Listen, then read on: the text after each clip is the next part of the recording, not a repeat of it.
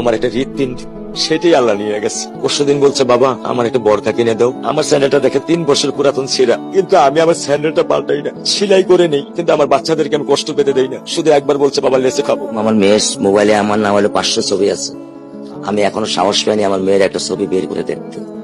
আমার সেই সাহস নাই। আমি সেই সব হারাই ফেলছি, কারণ ও আমার ছিল হৃৎপিণ্ড। ওর জীবনে এমন কোন চাওয়া নাই যেটা আমি পূরণ করি নাই। পরশুদিন বলছে, বাবা আমার একটা বরখা কিনে দাও।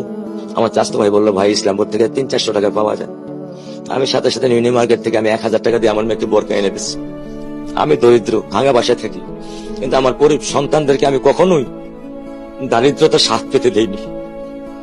দারিদ্রতা স্বাদ পেতে দেইনি। আমার বড় মেয়েকে এখন আমি সেলোরার থেকে জামা কিনে দিই।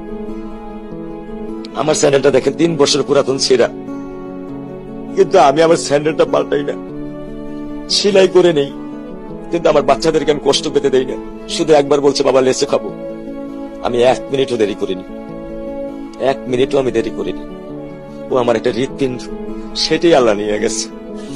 আলহামদুলিল্লাহ, শুকরিয়া, আল্লাহ দিছে, আল্লাহ নিয়ে গেছে। আমার কোনো কষ্ট নেই। আমি তো চাইলে পারতাম না। অনেক দম্পতি আছে যাদের সন্তান নেই, আল্লাহ দিছে, আল্লাহ নিয়ে গেছে। আমি আলহামদুলিল্লাহ করি আল্লাহ গেছে। আমার কোনো কষ্ট নেই, আমার কোনো কষ্ট নেই।